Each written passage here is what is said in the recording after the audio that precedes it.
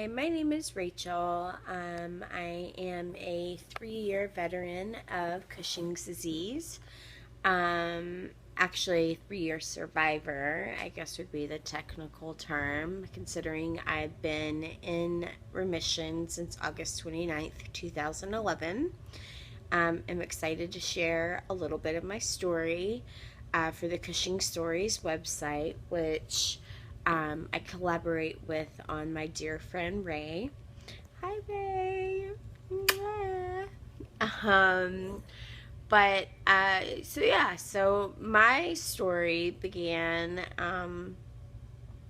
I think, for the first time in seventh grade. I was always a real runt of a little girl.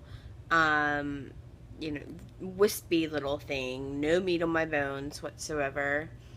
And then in seventh grade, I just filled out.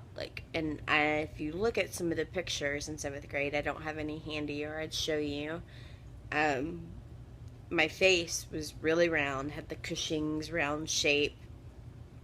I had like the mood disturbances, all kinds of things, problems starting my period. Like, I was only in seventh grade, but it would stop and start. It was insane. So I think that was probably my first experience with something wrong hormonally with me.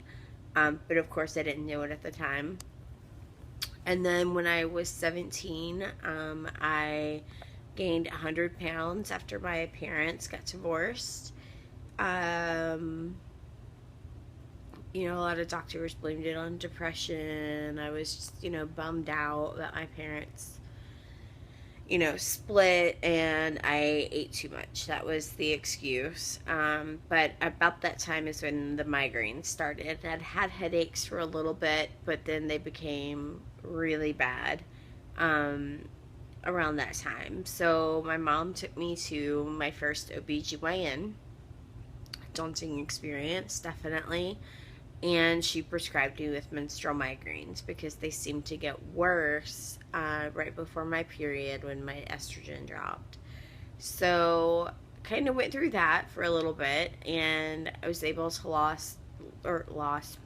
lose most of the weight that I had packed on my senior year of high school. By the way, hardly any pictures exist of me during that time because I was just appalled at the weight gain. Um, so then I entered the college phase of my life. And when you're in college and you're running all over and you're not eating or sleeping properly, negative calories most of the time because you're broke, and don't have time to eat. I lost a significant amount of weight in college. I don't think I ever got back to my pre-Cushing's weight, but close. And then in the summer of 2006, I started noticing that something was wrong. I was very active. My boyfriend at the time was in the military, and he was very active, and so I would do a lot of health-related activities with him. We were strict vegetarians. There was nothing that I could see that I was doing wrong. But yet the weight kept climbing. The migraines came back in full force. It seemed like nothing that my doctors did worked. They put me on Topamax to hide the migraines. And I put my foot down about that time because I was like, I told my doctor, I said, I don't want to hide the symptom. I want to know what's causing the symptom, because if I went off this medication right now, I would have a migraine. Like, they're every single day. Like, I can barely work, with my head hurting like this. He didn't really like that answer, so whatever. But all this other crazy stuff started happening. I went from, I want to say it was about 170-ish, which, I'm short, so for my height, I guess if you go by the, you know, outdated BMI index or whatever. Even at that weight, they'd say that I was obese. So, whatever, losing game. Um, but I thought I looked okay. I carried my weight well. And then, so I went from 170 ish, maybe a little bit less than that, all the way up to 210 in 4 months. And at that time, I was kickboxing and Zumbaing and yogaing and walking and hiking and training for a half marathon. I mean, I was doing all these things, and it's like, there's no way I should be gaining 50 pounds in 4 months. Like, this is just ridiculous. Like, what is going on, I was also getting really bad acne, hair everywhere, and I mean everywhere. Um, the hair on my head was falling out, just in clumps. Um, I couldn't even walk upstairs anymore, much less go hiking or, you know, walk in a marathon or run in a marathon. I broke my foot just by walking, just, because it wanted to break. And then I kept gaining. And so, about the time I got all the way up to 100 pounds of weight gain, my mom finally found a doctor that would listen to me, and that was my general endocrinologist at Vanderbilt in Nashville. Go Doors! And Dr. Jahir, a lovely, lovely, lovely, lovely lady, to whom I owe my life to her. And because she was the first one that diagnosed me. She was the first one that listened to me. And as soon as she walked in the door, she saw me, and she kind of did this number, like she did a, and she's like, I know what's wrong with you. Like I know what's wrong with you, and I'm like, tell me, oh my God, tell me. And she was like, well, I've got to do the test to determine. I can't just give you a diagnosis without giving you anything to back it up. But I think that this is what is going on. And first time I heard of Cushing's. So that happened, and my phone just locked up on me. I had the picture pulled up that I wanted to show you guys to give you a comparison of what I look like now, normal Rachel, versus what I look like at that time that I was trying to get diagnosed with God knows what. I mean, I didn't even know what I was trying to get diagnosed with. Here it is. Okay, so I hope this is going to be big enough for you to see. Let me actually, sorry, I should be more prepared than this, but I'm not. Okay, here I go. So, oh, no, you can't see it,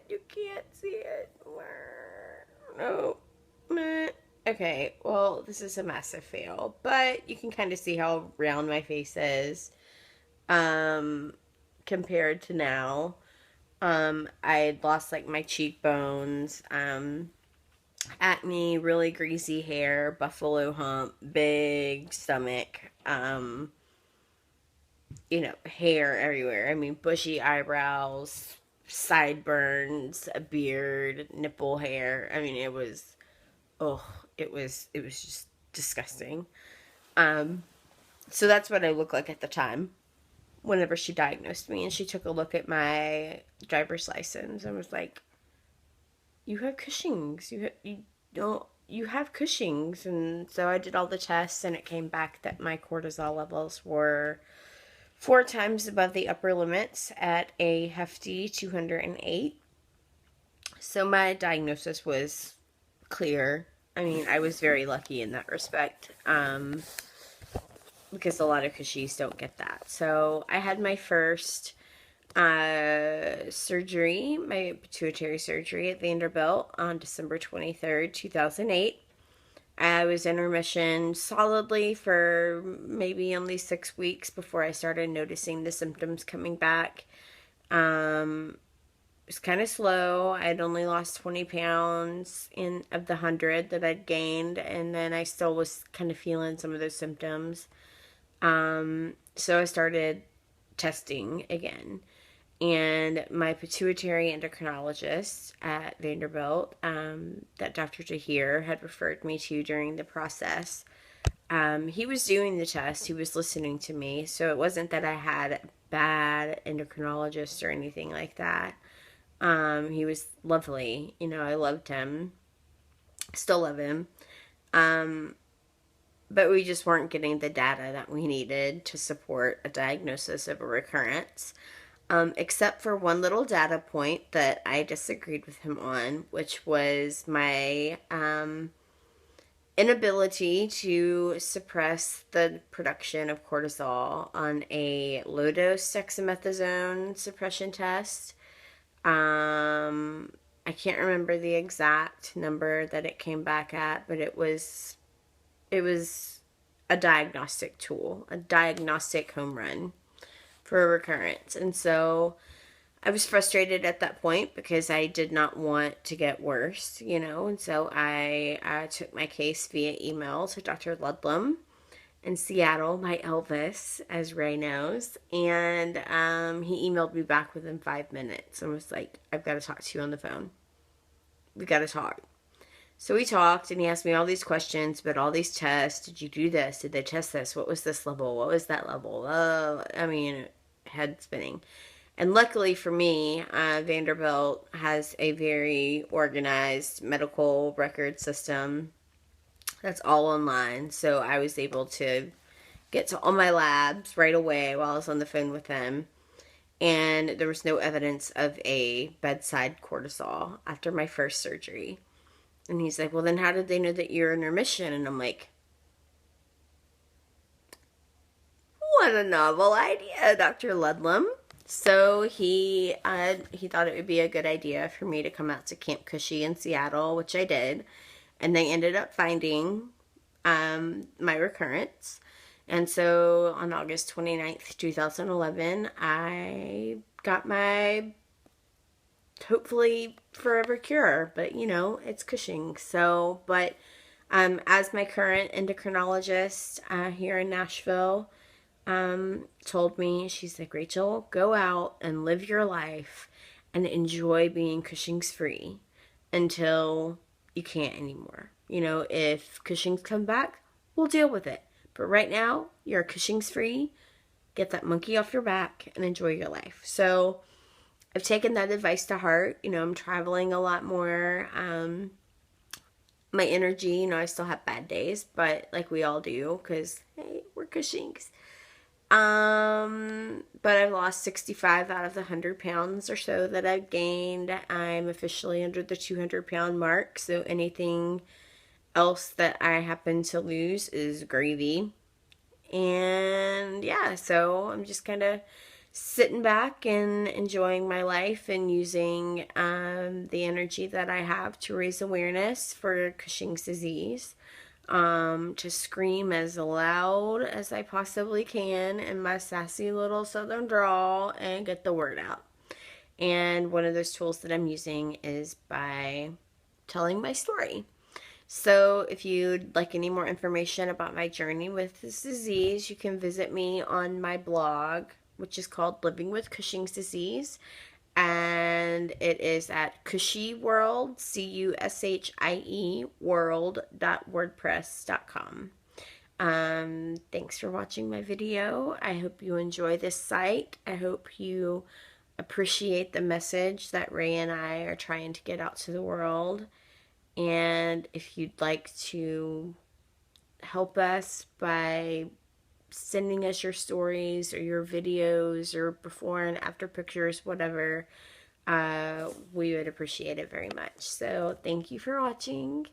And if you'd like to contact me, please get in touch with me via my blog. I would love to hear your story and help you out any way that I can, because I firmly believe all of my heart and all of my soul that is why I went through this, in order to help others that are facing this devastating disease. So thank you. Bye.